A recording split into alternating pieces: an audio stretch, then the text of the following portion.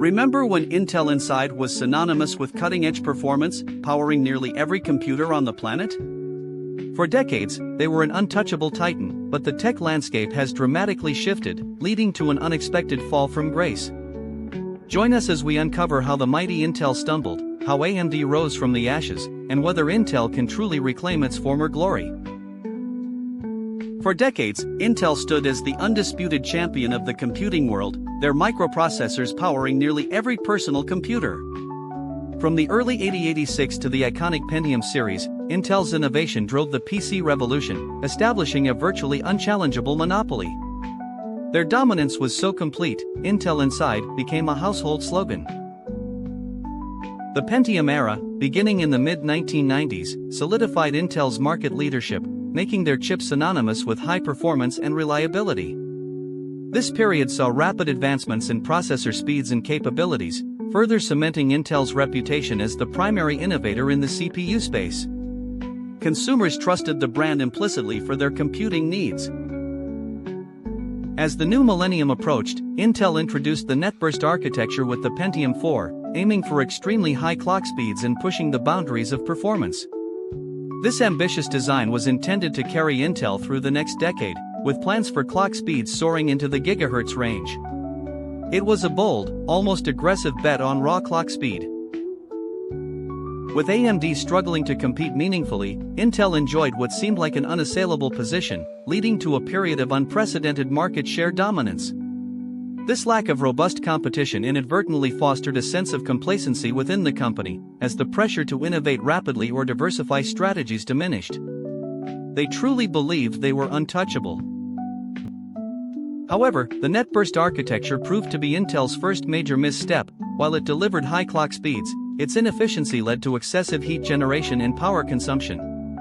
This design philosophy hit a thermal wall, making it increasingly difficult to scale up performance without impractical cooling solutions. It was a fundamental architectural flaw that limited future growth. While Intel struggled with netburst, AMD, against all odds, managed a significant breakthrough with their K8 architecture and the Athlon 64 processor.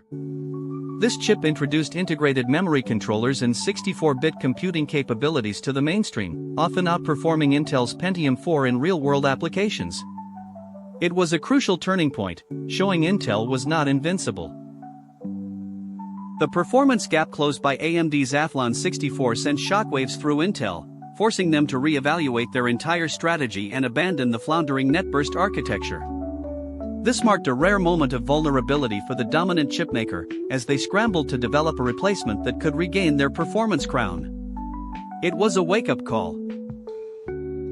Intel's rapid response was the groundbreaking Core 2 Duo architecture, released in 2006, which not only rescued the company but significantly leapfrogged AMD in performance and efficiency. This chip became a massive success, restoring Intel's dominance and proving their engineering prowess could still overcome major setbacks. It was a remarkable comeback from a near catastrophe. Following the success of Core 2 Duo, Intel consolidated its market power once more, continuing to innovate with subsequent generations like Nehalem and Sandy Bridge. They maintained a comfortable lead over AMD for nearly a decade, refining their manufacturing processes and focusing on incremental performance gains. This prolonged period of stability brought renewed complacency. Despite their desktop and server dominance, Intel famously missed the boat on the burgeoning mobile revolution, failing to adapt their x86 architecture for low-power smartphones and tablets. While Apple, Samsung, and Qualcomm embraced ARM-based designs, Intel stubbornly pursued Atom processors, losing out on a monumental market shift. This oversight would prove costly. After the success of their 22nm process, Intel embarked on a long and ultimately problematic journey with their 14nm manufacturing node, which debuted with Broadwell processors. While initially a strong performer, Intel would stick with 14nm for an unprecedented number of years, continually refining it instead of moving to the next-gen nodes. This extended reliance would prove detrimental. While 14nm persisted, Intel heavily promoted its upcoming 10nm process node, promising significant improvements in transistor density and power efficiency. The anticipation for 10 nanometers was high, positioned as the next major leap that would once again put Intel far ahead of its competitors. It was touted as the future. However, the promised 10 nanometers process faced unforeseen and persistent manufacturing challenges, leading to repeated delays spanning several years. These setbacks crippled Intel's ability to innovate, as new CPU architectures were bottlenecked by the inability to transition to the advanced node. The constant rescheduling became an industry joke. The 10 nanometers delays forced Intel to stretch their 14 nanometers architectures, leading to a series of largely incremental updates like Coffee Lake and Comet Lake. While still competent, these chips offered diminishing returns year after year, giving customers little reason to upgrade and allowing competitors to slowly catch up. Innovation felt stagnant. While Intel was enjoying its post-Core 2 Duo reign, AMD entered a period of severe struggle, particularly with its Bulldozer architecture released in 2011. Bulldozer's performance was underwhelming, often trailing Intel significantly, and critically, it consumed much more power. This period pushed AMD to the brink of financial collapse and market irrelevance. In 2014, amidst these dire circumstances, Dr. Lisa Su took over as CEO of AMD, inheriting a company on the verge of ruin. Her appointment marked a pivotal moment as she immediately began to steer AMD towards a disciplined long-term strategy, prioritizing innovation, quality, and a complete architectural overhaul. Her leadership was a beacon of hope. Under Lisa Su's guidance, AMD secretly began development on a revolutionary new microarchitecture called Zen, designed from the ground up to address Bulldozer's inefficiencies and Intel's performance lead. This was a make-or-break project, requiring years of intense engineering and a complete rethinking of their approach. The stakes couldn't have been higher. A crucial strategic decision for AMD was to abandon their own struggling fabrication plants and instead partner with external foundries, primarily TSMC, for chip manufacturing. This move allowed AMD to access cutting-edge process nodes like 7 nanometers and 5 nanometers much faster than Intel, who insisted on maintaining their internal fabs. It proved to be a masterstroke. After years of anticipation, AMD finally unveiled its first Zen-based processors, branded Ryzen, in 2017. The launch was met with widespread acclaim, as Ryzen CPUs offered competitive multi-core performance at significantly lower price points than Intel, instantly shaking up the complacent CPU market. It was an earth-shattering moment for the industry. Ryzen didn't just compete, it fundamentally changed the CPU landscape, forcing Intel to rethink its pricing and core count strategies. Suddenly, consumers had a viable, high-performance alternative, leading to an aggressive price war and a shift in market share. The desktop CPU market, stagnant for years, was revitalized overnight. AMD's success wasn't limited to mainstream desktops, they quickly scaled Zen up to high-end desktop, Threadripper, and server (EPYC) markets. EPYC, in particular, offered an incredible core count advantage and competitive performance per dollar, rapidly gaining traction in data centers and cloud computing, further eroding Intel's stronghold. While AMD was rapidly iterating with Zen, Intel remained stuck on its 14 nanometers process for several more years, struggling to transition to 10 nanometers effectively.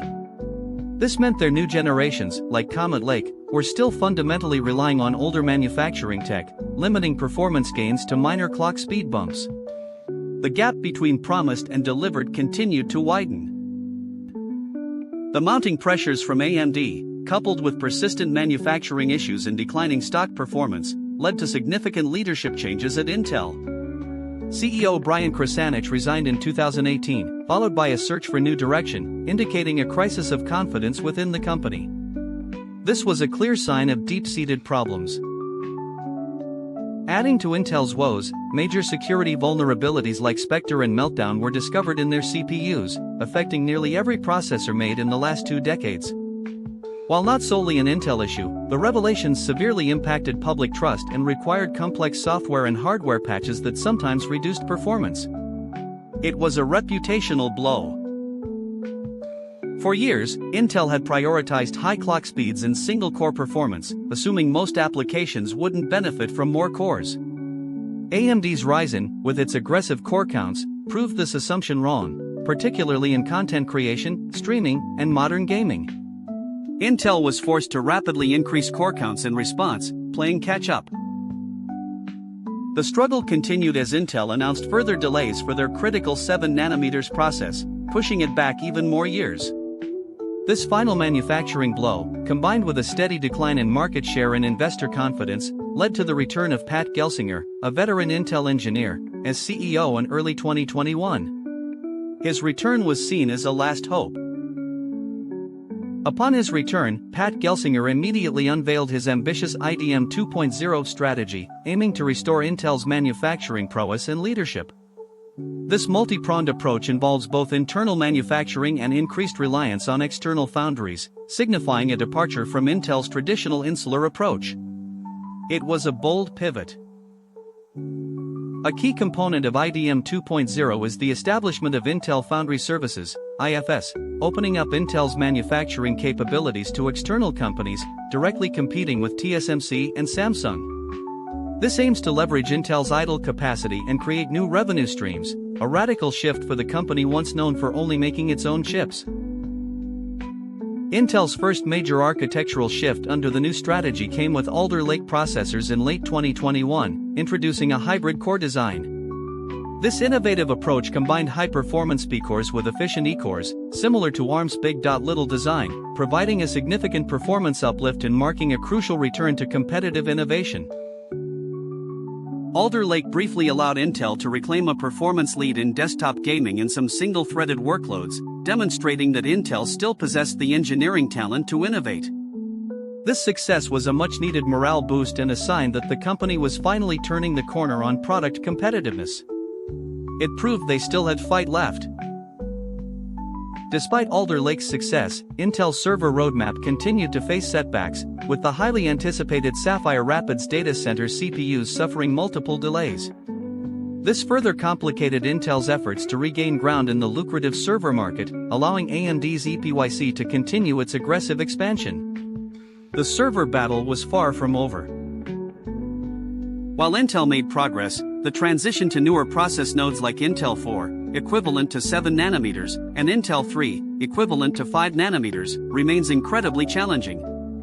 Achieving high yields and consistent quality at these advanced nodes is a monumental task, and any missteps could jeopardize their comeback plans. The path forward is fraught with difficulty. Beyond AMD, Intel faces a new existential threat from Apple Silicon, which has completely transitioned its Mac lineup from Intel CPUs to its own ARM-based M-series chips. Apple's success proves that a different architecture can outperform x86 in efficiency and performance for specific workloads, creating another formidable competitor. In an attempt to diversify and enter new high-growth markets, Intel launched its Arc series of discrete graphics cards, directly challenging NVIDIA and AMD. While an ambitious endeavor, their initial entry has been met with mixed reviews, highlighting the immense difficulty of competing in an established market. It's a long road ahead for Arc. Intel's ambition to become a major foundry player through IFS faces intense competition from established giants like TSMC and Samsung, who have years of experience and massive existing client bases. Building trust and convincing companies to move away from their current foundry partners will be a monumental challenge. It's an uphill battle for market share. For years, Intel lost significant talent to competitors and startups, and its internal culture was perceived by some as becoming stagnant and bureaucratic. Rebuilding a vibrant, innovative culture and attracting top-tier engineering talent is crucial for Intel's long-term resurgence. It's not just about chips, but about people. Intel has laid out an aggressive roadmap for future process nodes, including Intel 3, Intel 20A, and Intel 18A, promising significant advancements and a return to manufacturing leadership by 2025. These ambitious goals indicate a renewed focus on process technology, which is fundamental to chip performance. Meteor Lake, set to be a key consumer CPU, represents another significant architectural shift for Intel, adopting a tile-based or chiplet design, similar to AMD's approach. This modular construction allows for greater flexibility, better yield, and the ability to integrate different manufacturing nodes for various components. It's a smart, efficient way forward. Beyond hardware, software optimization is paramount for Intel's comeback, especially with hybrid architectures like Alder Lake and Meteor Lake. Ensuring operating systems and applications properly utilize the different core types and new features is crucial for delivering the promised performance gains.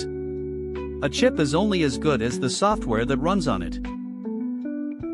As a global semiconductor giant, Intel must also navigate increasing geopolitical tensions, particularly regarding chip manufacturing and supply chain resilience. The push for localized production and national security concerns add another layer of complexity to their ambitious IDM 2.0 strategy. It's a global game with high stakes. Intel's path to reclaiming its former dominance is not a sprint, but a marathon, fraught with immense challenges and stiff competition from both AMD and other emerging players.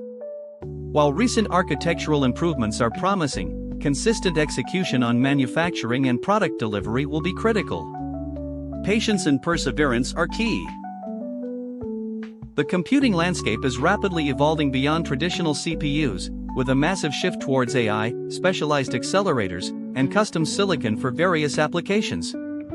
Intel must not only excel in its core CPU business but also strategically invest and innovate in these new areas to remain relevant. Adaptation is vital for survival. AMD has established a strong foothold in the server and high-end desktop markets, and dislodging them will require Intel to offer compelling performance, efficiency, and value across successive generations. The competition here is fierce, with both companies pushing the boundaries of core count and power efficiency. This will be the main battleground. Years of delays, security vulnerabilities, and incremental improvements eroded some of the trust Intel once commanded from developers and consumers alike. Rebuilding this trust will require consistent product delivery, transparent communication, and a renewed focus on customer needs. Reputation takes time to restore. So, can Intel make a comeback? The answer is a qualified yes.